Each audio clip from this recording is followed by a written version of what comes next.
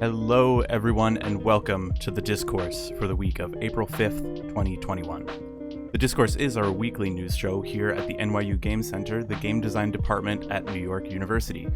Each week, Professors Frank Lantz and Naomi Clark talk about game industry news and give us their scorching hot takes. Take it away, Frank and Naomi. Hello. Hello. How you doing, Naomi? I'm doing okay. I'm just it's a sleepy spring morning in New York. The temperature is up. It's going to be really warm today. Birds are chirping?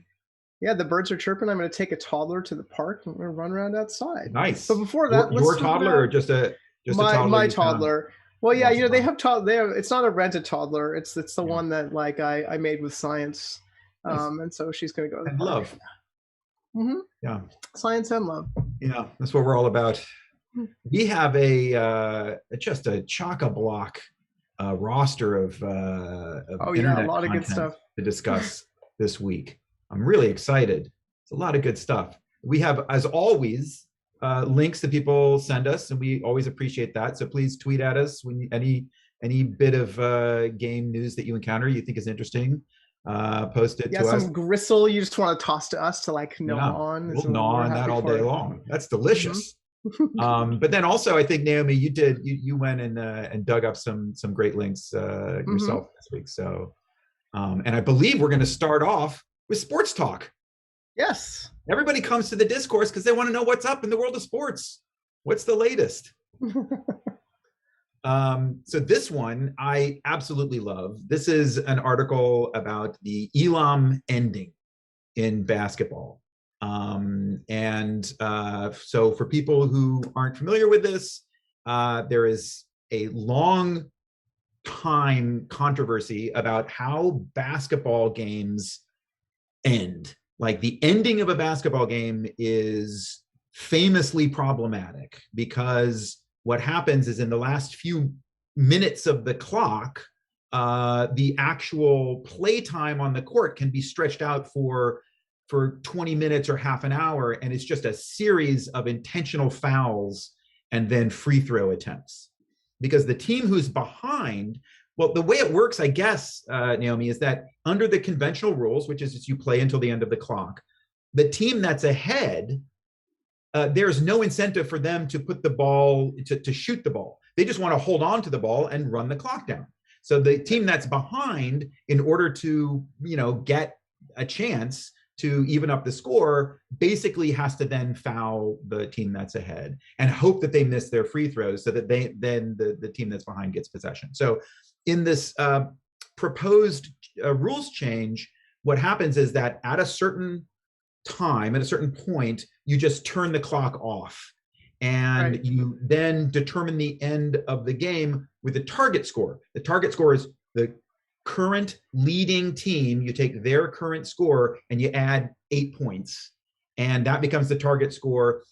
Whichever. I guess they did it with like 24 points in some of these games. I guess maybe it depends on the league or something like that, right? The standard one is 8, but then I think okay. for this one tournament they did the whole fourth quarter with the Elam rule. So they just turned the clock off. Right. For the entire fourth quarter. I see. Because it was the fourth quarter is longer. Yeah. Oh, interesting. It's interesting. The idea that it's the fourth quarter is interesting too. So this stuff is super interesting from a game design perspective. If I were I don't know, if basketball were a newer sport still finding its legs, I don't know, like if basketball were in the position of Valorant or something like that, I would just be like, oh, this makes me really nervous. Don't do this, you guys. It's a bad idea, right? Because it just seems like the kind of thing that's going to cause more problems. And indeed, it already has caused some problems. I was really interested to note that it created this other weird incentive that has to do with fouling the opposing team at exactly a certain point when there are a certain number of points left towards the target. And so they had to do another rules change to fix that. Oh, I didn't encounter this. What's this wrinkle? I think it's in this article. Let me see if I can figure it out. I didn't 100% understand it, probably because I'm not used to thinking about basketball strategy in detail. But Elam actually approved of this tweak. Yeah, hold on one second. Let's see. It's all right. He says, I'm trying to find it now. Okay, yeah. The so there's a slight change to one of the tournaments recently. Any defensive foul committed in the penalty would lead to the offensive team getting one free throw in possession of the ball rather than 2 free throws. So you end up getting just 1 free throw instead of 2. And this erased the incentive for teams to intentionally foul when the opposing team is exactly 3 points from the target score. So, interesting. Oh, I see. Yeah, that makes sense. Right. And I know that there's some differences of opinion here. Matt Parker, the resident NYU Game Center anti-Elam person, is saying but also that sports aficionado professor. Yeah, sports aficionado. But like we have a lot of sports aficionados in our especially in our admin staff. For sure. I believe Tony is pro Elam. Tony and Gwen, yeah. I think Gwen is I don't know where Gwen is on Elam. I think Matt Parker is anti, and his point is that yes, it does produce more dramatic and interesting games most of the time, but it also removes the possibility for certain kinds of drama. And I guess he's talking about buzzer beaters. I think that's a thing that's gone in the world of Elam. You no longer have the shot that happens at the last second, and whether or not it goes in is very dramatic. But what you do get are situations where both teams have a potential to win, and whoever makes the next basket is going to win the game, which also seems like the game always wins on a basket, right? Right. So I just think this is just so it always wins on a basket. It's not going to be like a Hail Mary throw from the center of the court. Exactly. That I don't know. Like, of course, that looks dramatic, but is it real drama? It's more flash than anything else, and then occasionally it happens to work, which is. I don't know about those buzzer beaters. Like, I know that there's a history and a tradition behind this stuff, right? That's part of what I like, where I can understand the nervousness about making this kind of change comes from. But and if basketball were new, I'd be like, whoa, you guys be careful, because this can have so many weird knock-on effects. But I think that that's exactly why they're taking this approach of just doing it. They're field testing it slowly, right? They're gaining support. Like, so the way I read this way this is happening is they're going to help it gain in popularity until a whole bunch of fans are like, Elam is great. Why don't we do it in the regular season, since it's being used in all these other places? And then everyone will just accept it. I don't know. Let's take a look at this fella Nick Elam, who's the thinker behind this. I love the fact that this is game design in the world. Like, this is like because we teach game design at NYU Game Center, and we have this image of what a game designer is.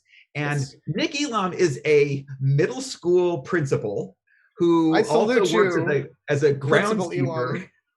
He works at a groundskeeper at a stadium, and he teaches at Ball State University. He teaches education. So he was a principal for many. He's a super fan, a sports super fan, and just a passionate guy who, for decades now, has been laboring on improving the rules of basketball. Like, he had this idea, I don't know, 20 years ago or something. And ever since then, he's been lobbying for it. He's been pitching it to various institutions and, working to get it accepted. And it's like he's not a professional in the sense of, like, he's not going to make money from it. And so he's like his life, But the great thing is that he's like, and like Tony just quoted this great part of the article. He's like, anyone can have an idea or toss around notions about how basketball should work. And so very few people can test these ideas out, right? Yeah. Because it's hard to test changes to a pro sport. But what he did instead was, like, he just kept pushing at it. He was like, have you heard about the Elam rule? Have you heard about the Elam ending? I named it after myself. Like my new idea, let me tell you about it, right? So and it actually got somewhere. To be fair, I think his original version wasn't called the Elam ending. Yeah, I think it was called something like the transitional basket, finishing maneuver. Yeah, the TBFM, right? And then people started. I think other people started calling it the Elam rule, and I think he sort of graciously accepted that. I think maybe people wanted to call basketball Naismith ball. Also, now that I'm thinking of it, I think there was a similar moment. I guess it's probably good that didn't happen. Yeah, I think it's probably good that that didn't happen. But in this case, I just think it's great that we still have, first of all, that basketball is a living game, that it reminds us that it is a game made of rules which can be changed and are changed. Even though we think of these things as institutions, as traditions, they're also just things that we can change, which is a good reminder. It's a good reminder that things exist in the world. They are not natural and permanent and fixed. Even when there are these large-scale institutions that have a lot of tradition and a lot of history, there are still ways that we can talk about changing them and improving them.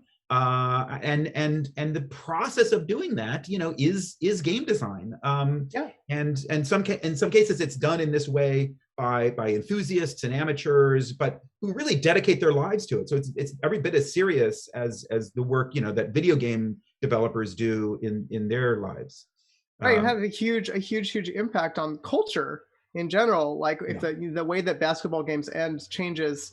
I have to say, I'm in support of this just for the cause of trying things out, testing them, seeing if this can. I just want to see what happens. Will people really get behind this, and will it grow in popularity beyond fans, but also to people who are just think of themselves as basketball viewers? Is another generation of kids going to grow up with a different? It's good. The feeling that you expressed at the beginning, Naomi, of that reluctance. I think that's a normal, natural, and probably good feeling, right? That is, yeesh, let's be careful here. Let's not just rush into trying new things.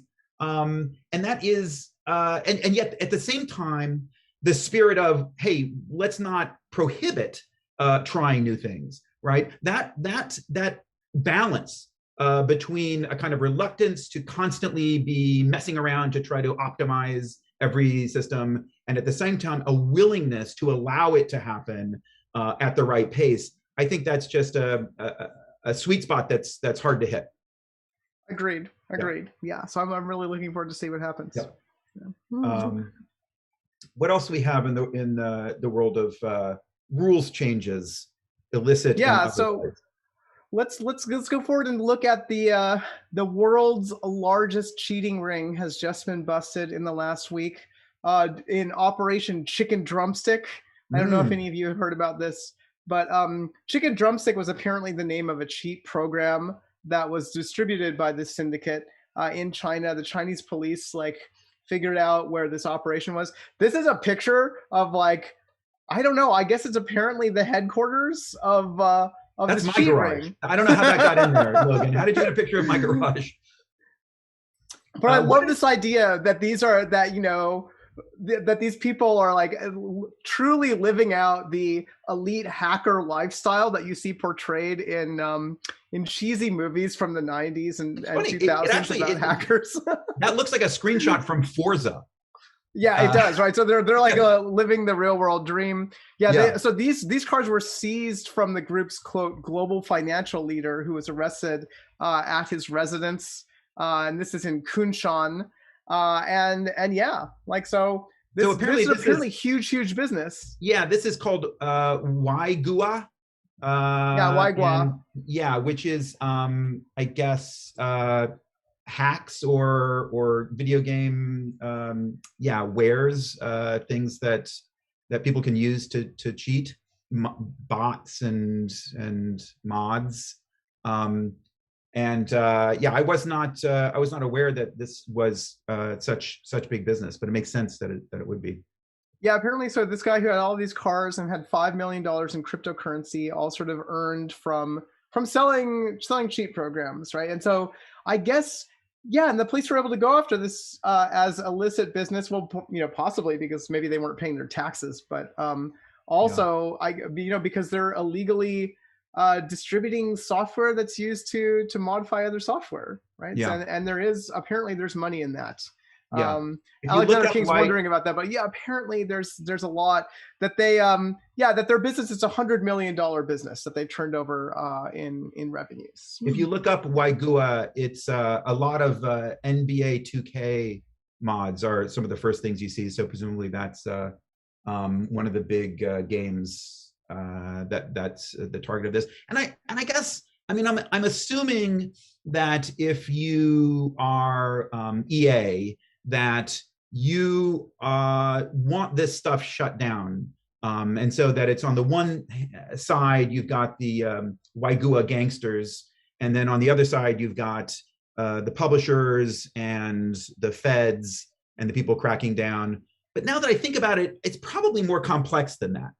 Because I wonder if there is, I mean, later on, I think we're going to talk about Valve and Valve's kind of reluctance to crack down on some of this stuff. And I wonder if there's a kind of subtle incentive to just like let things go. I wonder if there's some benefit, you know? I wonder, I don't know whether this is the kind of thing, like, where does the impetus to crack down on a group like this come from?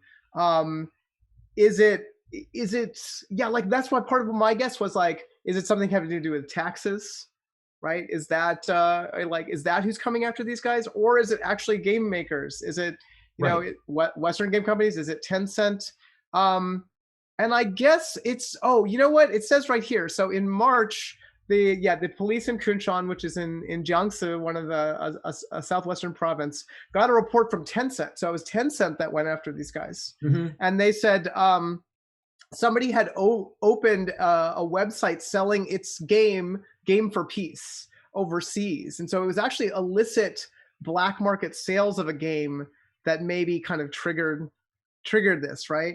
And it says that, that the cheat program organizations are kind of laundering their software through overseas development teams in order to like do the kind of testing that like legit game companies do.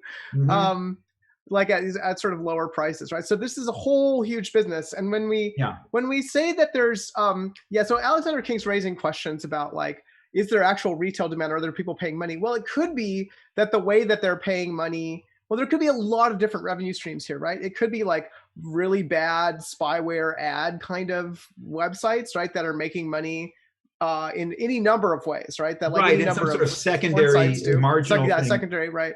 But I guarantee you there are people making, like, especially like crypto transactions for like cheat programs, right? Like you can go and buy them and pay them online, because the only other way to get these is to like go to some spyware infested website. So people will pay money to avoid those spyware infested websites. And I wonder how much complaining the player community of games like NBA 2K does, you know, how much is cheating a problem in the game experience for the players, versus there being a kind of symbiotic relationship, like in World of Warcraft, for example, where, you know, this is the sort of the illegal stuff is almost like a shadow secondary market of things that basically just people want, that the publishers, the developers don't want to provide, but then, you know, can be provided in this kind of gray market,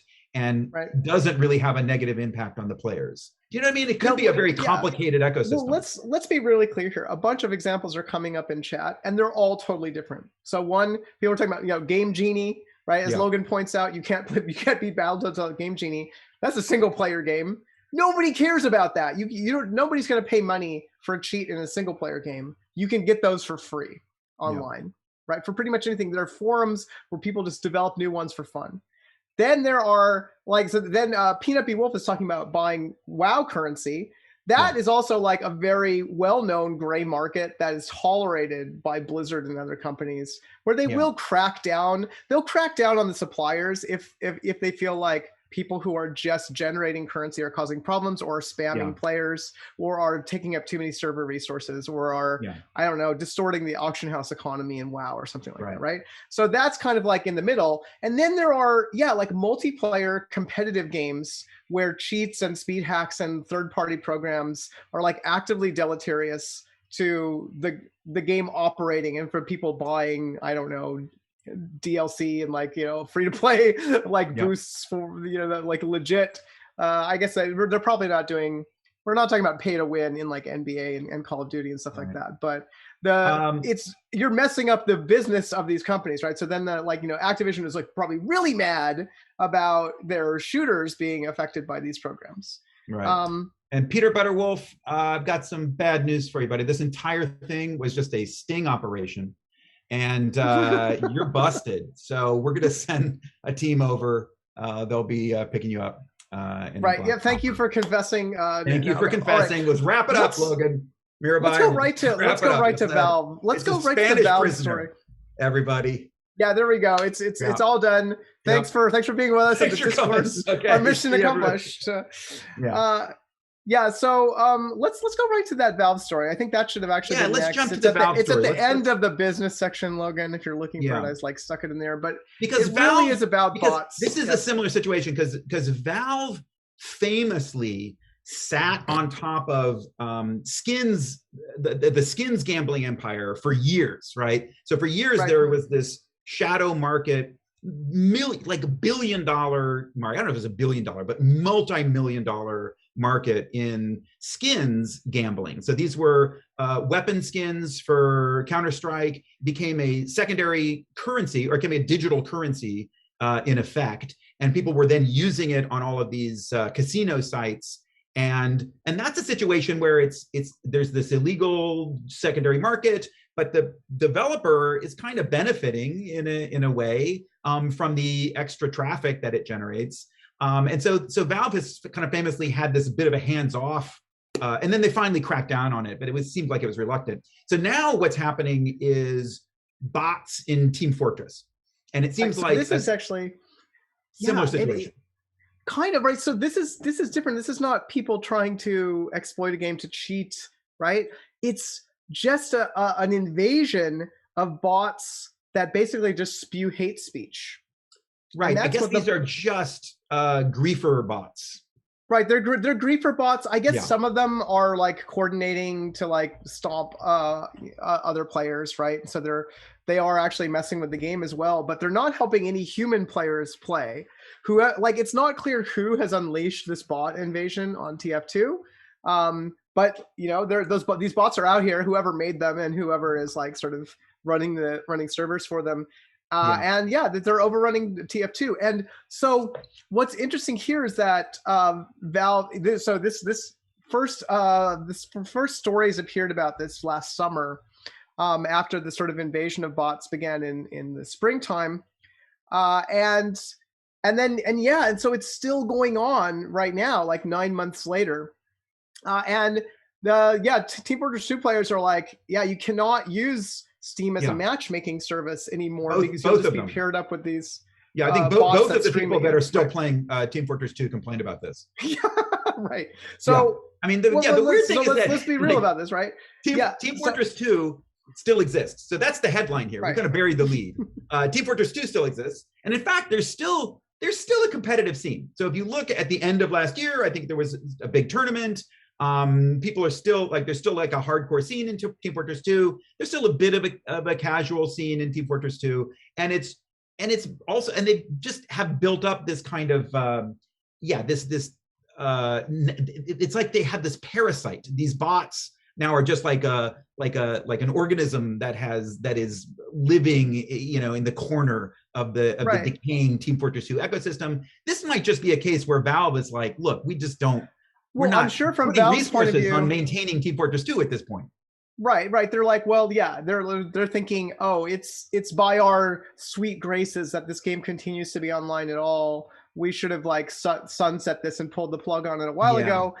There are a bunch of people still playing Team Fortress 2. So I'm looking at the stats, right? So the peak players in August 2012 was 117,000 peak players in a month. It dipped down to probably around, the low point was like 54,000 players in May of 2019. So that's like 7 years later. It kind of had gradually been declining, but only down to like a peak of 57,000. Now it's back up. It hit another high in October of 130,000. I mean, that's significant. I mean, but that's probably a bunch of bots. A bunch of those are bots. Well, that might be one of the reasons that Valve isn't that eager to fix this. Is like how many of those are actually bots? Yeah, but I don't know. They don't get anything. Like bots are taking up their server resources. It's true. It's true. You know, I think so. They did. Money. So to be fair to Valve, they did make some changes. They did make some fixes. Right.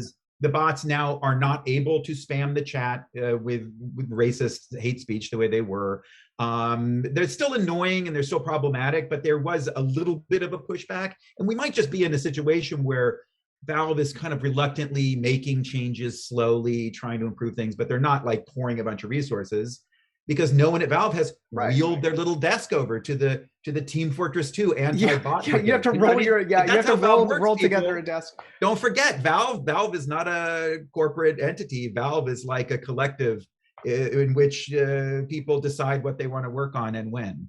So right, and then most of them don't make video games. They just work on the Steam, making sure the Steam storefront operates. I think people are. I think maybe most of them are making bots for TF2. That's another thing. Maybe that's what they're doing from inside the building. Yeah, they need to like find those people. Right? So maybe Doug Church is just writing racist TF2 bots. Is Doug Church still at Valve? Does anyone know, chat? I thought that didn't he get sucked over? They suck him over into Stadia for a while? I don't know. Where's Doug Church at? Someone in the chat. I don't know where he's at. Find out where Doug Church is these days, because we need some formal abstract design tools. All right, let's talk about. Should we just shift gears and just go right into the rest of business? Do we want to talk about this armor stuff? We can have a quick mention for the armor stuff. People are using video game style armor modeling techniques in an actual anthropological setting to understand how armor. Right. Look at this really old real chainmail. Like nobody can wear it anymore, but they can recreate it in a video game, and then you can see how people might wear it. I don't know. Like this is. I'm kind of happy about this in some weird way, right? Because it this is like a good rationale for like overly detailed, realistic simulation of armor to exist. Yeah, because what is this website? What is this website that's refusing to let Logan Claire? It's National Geographic. National Geographic. F you, Nat Geo. F you. Don't put your junk behind. Who's going to sign up for Nat Geo? I'm going to read an article. Don't put your junk behind a paywall.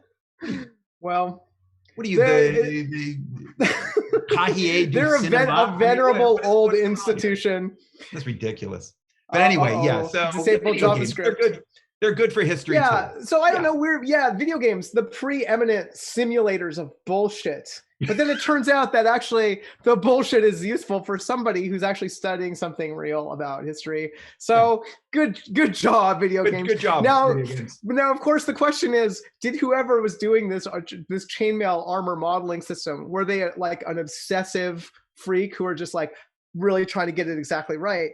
Or were they a typical kind of like lazy programmer who was like, yeah, we can make it work kind of enough that it'll work well, in which case this whole anthropological project will like fall apart at some point. I do think it's interesting to note that if you're obsessed with history, like there's like two paths that you can take. One is to become a historian, a cultural anthropologist, or someone who like really studies and another one is to like get into video games. Like it's kind of scratches the same itch in a way, right? That's another way. It's just a different kind of nerding, or you can become like George R.R. Martin and like write a sweeping fantasy novel, kind of like do some world building. It's mostly history.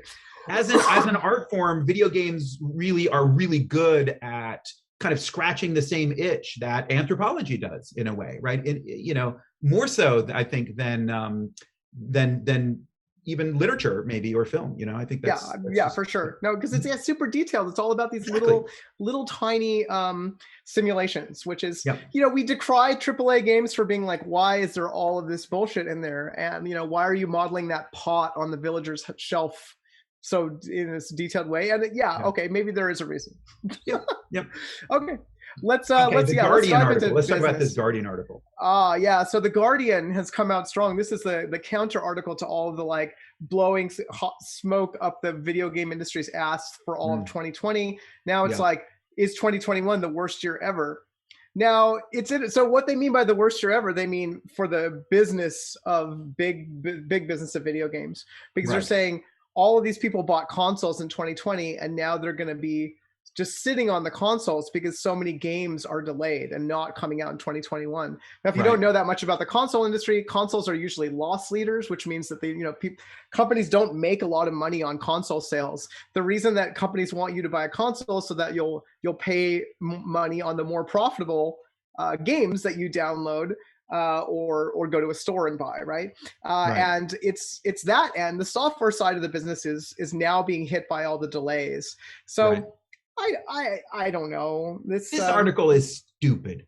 This is an example of just how bad mainstream journalism can be and often is, where the larger point they're making here just doesn't hold up. Like, really what they're talking about is a bunch of major titles are delayed, right? So it's the worst year in video games if you measure it by like the really big AAA, big budget titles coming out like clockwork so that you can consume them. But I don't think people do. I think that's not how actual people who play video games think about this stuff. I don't think anyone's like, people are excited or disappointed by certain games getting right. The fans of these games are like, some of them are definitely tearing their hair out in fistfuls. That's always the case.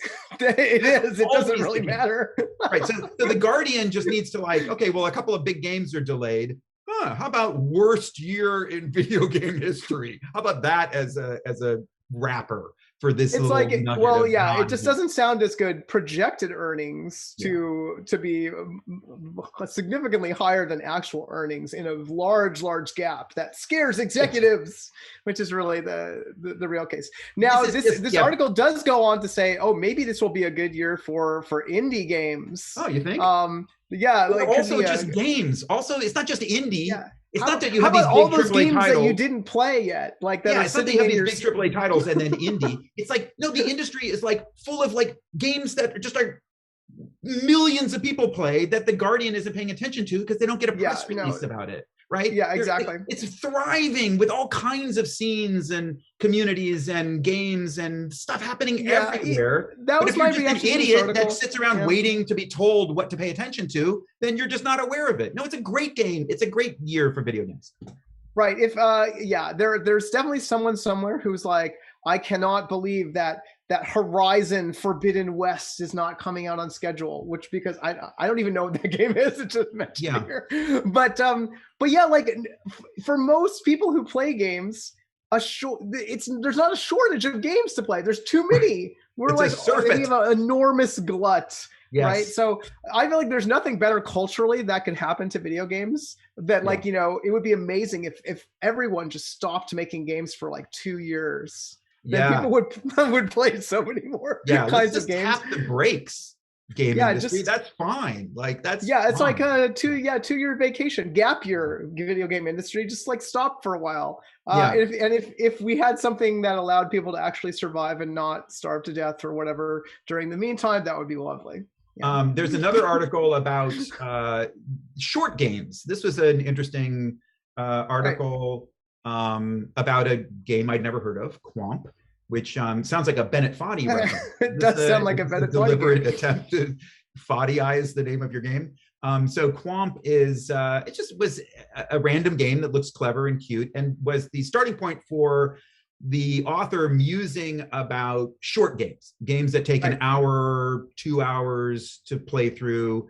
Talks about Short Hike, talks about some other shorter games, and talks about how that affects their commercial viability, how they fit into the ecosystem.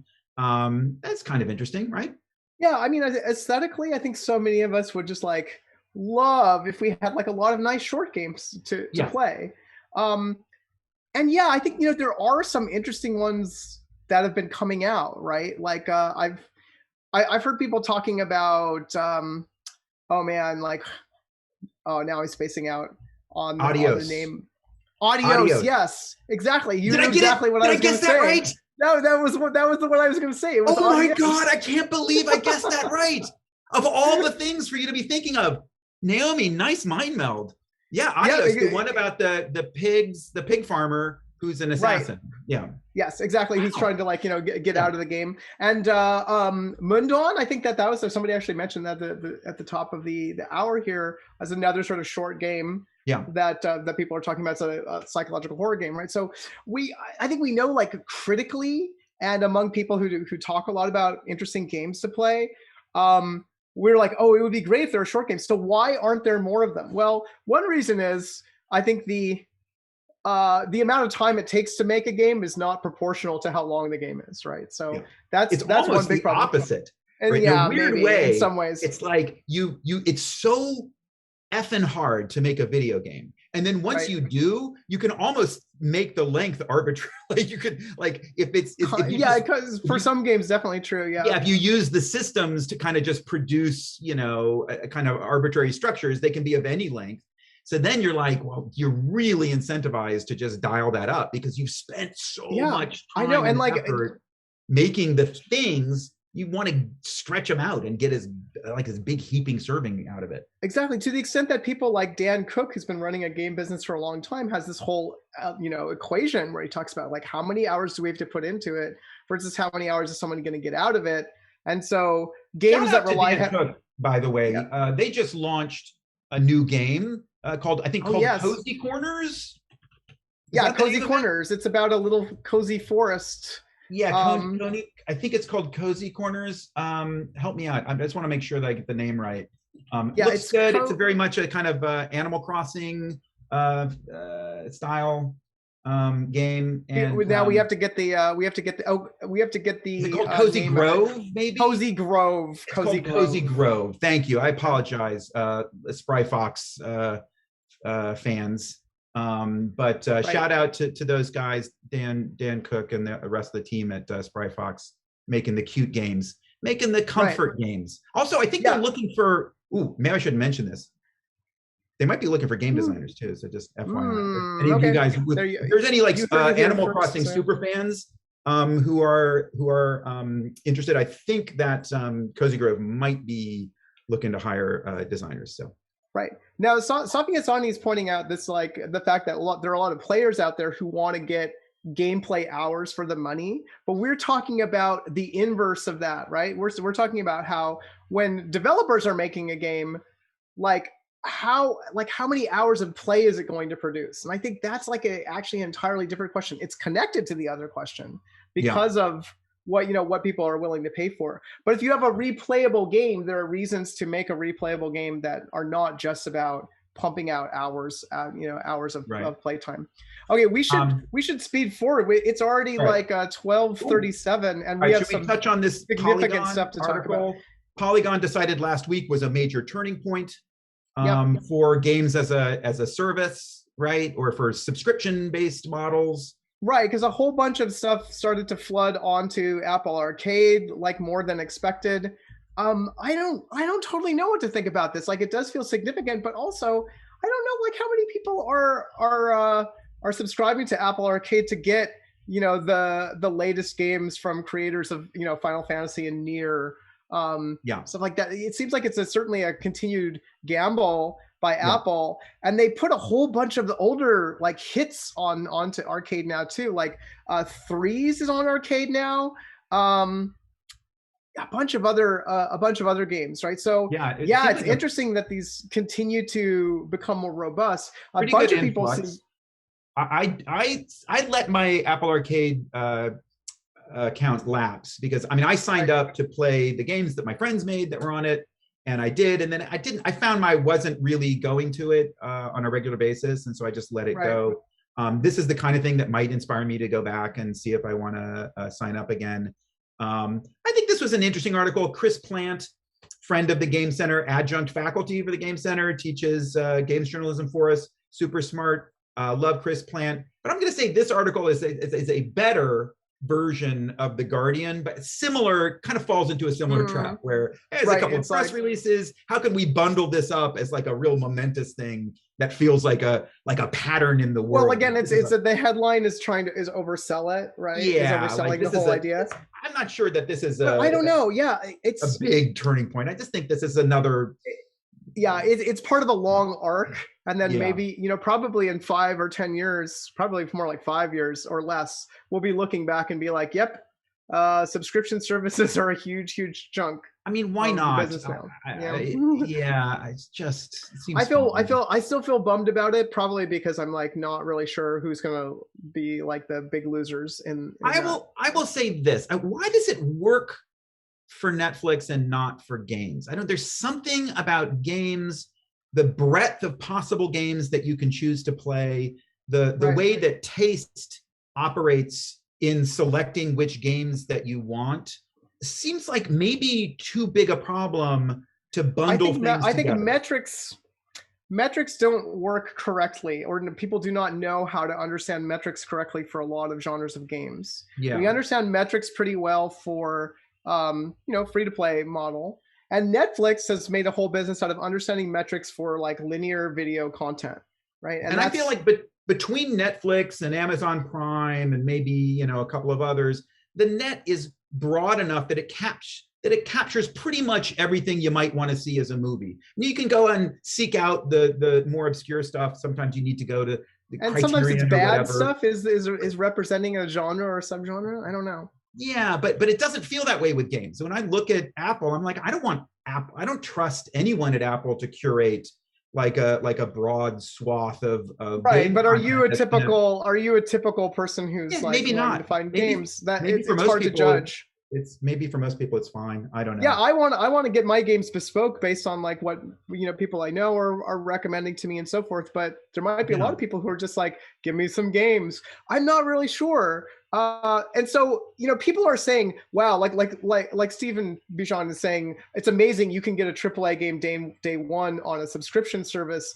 Yeah, okay, you're only seeing the front side of this problem yet. The backside has not happened yet. The backside is when funding for games starts to be driven by subscription services, and games are either made or not made depending on what works on the subscription service. That's going to completely change what sorts of games get made in ways that we might not totally notice, right?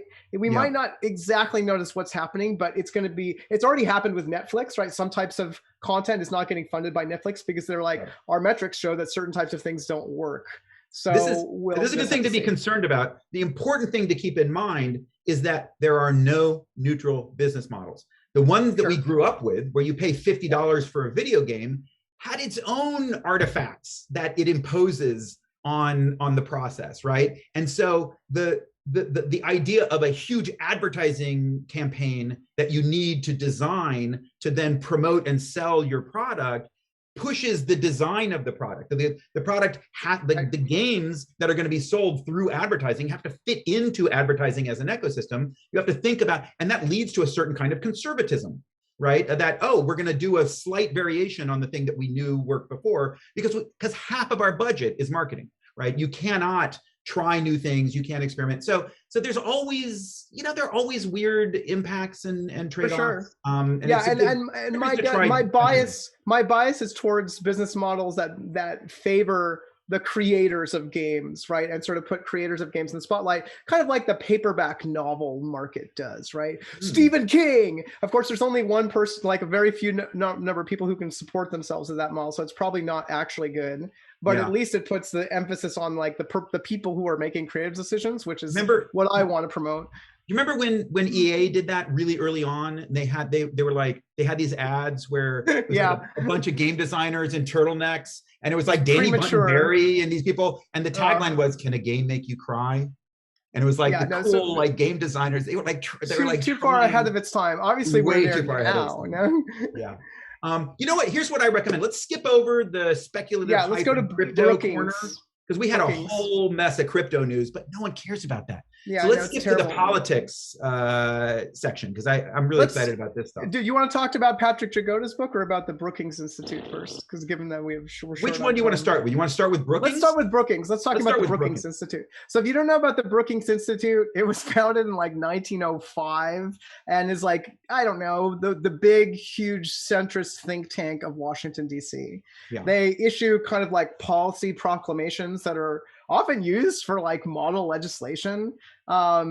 You know, when like a congressperson in the US is like, oh, you know, how should we write this law? Oh, the Brookings Institute, they did, you know, they put some stuff together. And so now the Brookings Institute, to my knowledge, this has not happened before.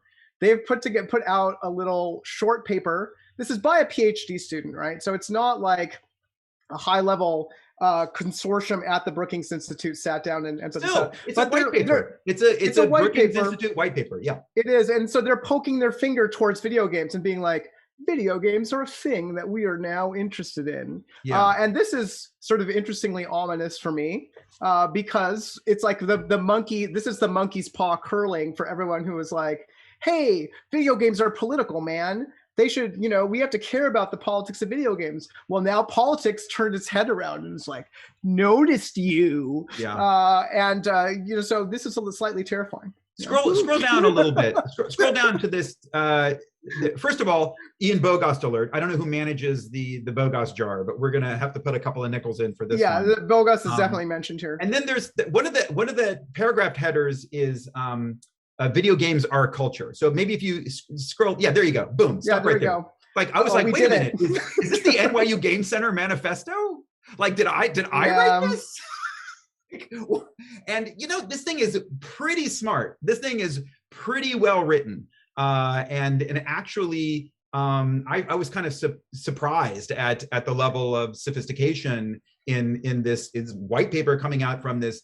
Would you describe the Brookings Institute as a kind of the heart of the neoliberal consensus? Yeah, they're very much like neoliberal Francis Fukuyama types. They you know, I think they have the highest rating for like the think tank that gets equally referenced by Republicans and Democrats. Right. Yeah. So yeah, they're like right there in the middle. But they talk about the military entertainment complex. They talk about the relationship they talk about 6 Days in Fallujah. They talk about the relationship between military culture and kind of like weapons enthusiasm and video games as entertainment. They talk about Breitbart and they talk about Gamergate and how Gamergate influenced, you know, kind of right-wing politics. This paper has a lot, right? Yeah, so this is a reflection of a lot of you know, what is, I think, a pretty clear-eyed view of a lot of the issues that you know, connect video games as culture to contemporary politics. Yeah, so I would view this as this is a briefing that's been prepared by like a pretty smart PhD student who's been paying attention to all this stuff, and he has prepared a briefing for the like center of the Beltway policymakers who read everything the Brookings Institute puts out, which is a lot of powerful people. And so, what would you say is the recommendation of this? Is there a recommendation here? Is there an action item? Is there something that they're encouraging? Is it just generally, hey, we should be paying attention to this because it matters and it's important? Or is there a more concrete suggestion? You know, so my take on from reading this was that Joshua Foose, he's the analyst who's writing this, right? Studies national security among other things, is saying, hey, this is already happening, and there are some players in this area who are using video games in the same way that other entertainment media have been used in the past. So like this is worth paying attention to, right? So he's pointing out the Pentagon is definitely already has its fingers in video games in a bunch of places, but is doing so in like a ham-fisted, stupid way. I thought that was interesting, right? That it's basically the way that the Pentagon is doing some games is so over the top that it's hard to take seriously as propaganda. Like and I thought that was interesting that got pointed out. And I think the overarching suggestion here is, yes, video games are ripe to be used as vehicles for political thought. And I'm like, oh, okay, so that's what the ominous feeling is like. Oh, okay, so this could cause some kind of funds and and pressure along with it to be exerted probably on, I don't know, at the high end of the industry would be my guess from this paper, to say like, yeah, like to use video games a little more than they already are as propaganda. Yeah, and they mention AOC in here. They mention right. Endpoint Zynga as being a kind of game savvy and somebody who's used games. And I think that this is such good like discourse gristle, because as you know, we're both of us kind of like really obsessed with this question of, what are the kind of deeper meanings within games as culture, and how do they relate to these larger questions of politics? And like when we were talking about 6 Days of Fallujah last week, right? And we talked about the kind of hacker mentality of a kind of radical reductionism, right? So when they are moving through this, when the army, in its attempt to just solve a technical problem, sort of ignores doors and sidewalks and instead moves through the buildings, right? That is in some ways an expression of a kind of hacker mentality, right? That normal perception, we look around and we see the world in terms of abstractions. We see permissions, and we see authority, and we see rules that that prohibit certain things and allow other things. But when a hacker looks at the world, they just see atoms, right? Like that's just like a security pass is just a laminated piece of paper with a certain pattern of ink on it, right? It doesn't, like, they don't see the abstraction of like, oh no, this is my clearance level. A clearance level isn't a thing. Like a clearance level doesn't exist. What exists in the world are doors and walls and locks and pieces of metal that connect. So there's this kind of like willfully stupid way of looking at the world, right? Which is like, I'm not going to look, I'm not going to see these abstractions. I'm only going to see the material realities of these things, how they're organized and how you could rearrange them. And that is in some ways related to the way the military sees the world. Like, oh, this is, you guys make the decisions of what we're going to do. Then we're going to execute on that. We're going to like do whatever it takes to do the thing in a way that's what it is to be a soldier in some ways, right? Yeah, it means I'm going to ignore abstractions like people and families and lives and, you know what I mean, love. And instead, I'm going to see this as atoms that need to be moved or disassembled or rearranged. And that's kind of the terrible kind of negative, potential repercussions of having this view of the world, right? This kind of radical, out of control, reductionist literalism. At the same time, there is a way in which that's how you also cure cancer, right? That's how you also go to the moon, right? That's how you look at things as problems to be solved, build bridges, and make vaccines and distribute vaccines. So it is a like, to the degree that there is a kind of way, a natural way that games as culture could express a new kind of attitude towards the world and a new way of thinking about the world. I think that the goal is to try to find ways in which the power of the hacker mentality or the speedrunner mentality, the effectiveness of that can not lead to a kind of destruction, a kind of cynicism, right? A kind of, because that's the negative side. That's the Steve Bannon version of this. It's like, oh, nothing matters. It's all atoms, right? So you might as well just, whatever you need to do, whatever tactics are effective at accomplishing our goal. There needs to be some balance, some way of tapping into the power of systems thinking and reductionism and so I can tell you what I think about that. It actually, unfortunately, goes back to this old dilemma of how do we tell stories and make people cry in video games?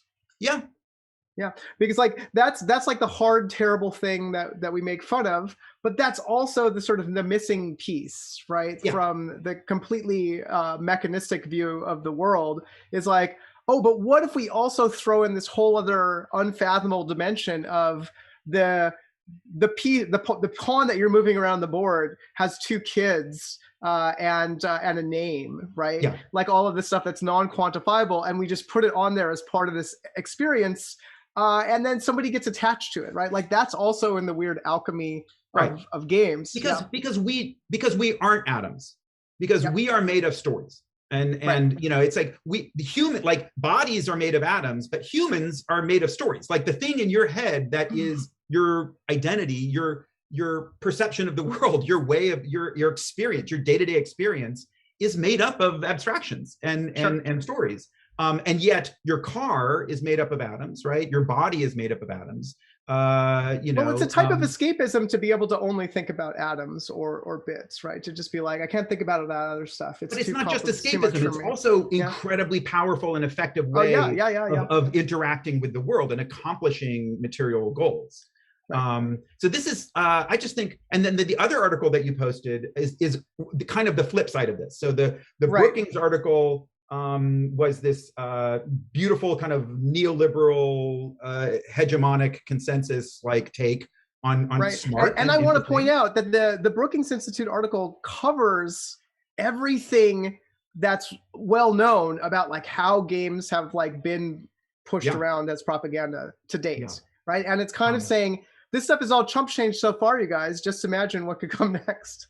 But then on the other side, there's this lovely LA Review of Books piece by Patrick Jagoda. This is sounds fantastic. Which is a review of a book called Experimental Games. Yeah. So I'm sorry. So the article is by Andrew Fleshman, and it's a review of this Patrick Jagoda book. There you go. Yeah, right. And so this is like a very interesting discussion of really the question that we just talked about, which is like, how can games as culture serve a critical progressive role if they are the expression of this kind of materialist, reductivist, neoliberal kind of mindset, right? Of this kind of like problem solving, technocratic approach to the world. Efficiency oriented production, kind of like just capitalist logic reproduced in the system. Yeah. And I think it's a great question to ask. It doesn't seem like this. I'm not sure that Patrick Jagoda has any deep insight into what the answer Patrick Jagoda is pointing to a bunch of experiments going on at the fringes of games, right? Like where attempts to kind of unthink this stuff. And interestingly, he points out games like Problematic by Liz Ryerson, who's teaching at the Game Center right now. And saying like, hey, there are games don't have to be this. Like you can kind of like untie this nut or tie it in different ways. And so it's not like Jagoda has some big theory about like how this could be solved, and is just probably intelligently just gesturing towards like, look at all this weird stuff that's happening at the edges, which is true. And Little Inferno is the other example given, which I thought was interesting. Very odd example. Little Inferno. Okay. Right, but I mean, Little Inferno is in this category of like games where the story is about you grinding ahead and like that and realizing that it's futile or problematic, right? So yeah, like that is obviously like one reaction of creative people to this kind of this rhetoric that Jagoda is complaining about in the first part of his book. Yeah. I mean, the one thing that Jagoda does, or maybe Fleshman or together, that I always bothers me a little bit. There's a lot of anthropomorphizing these larger kind of societal systems. So it's sort of like, hey, this is what neoliberalism wants, and in order to get it, it must, paralyze the citizen in order to really, it's easy to slip into this mode of thinking when we talk about these larger structures. It's called a political cartoon, right? Exactly. You're supposed to picture capitalism as a fat guy in a top hat and a big bag that says money. Right, who's sitting on some workers and the truth is eating some immigrants and stuff. Yeah, the truth is much more complicated than this.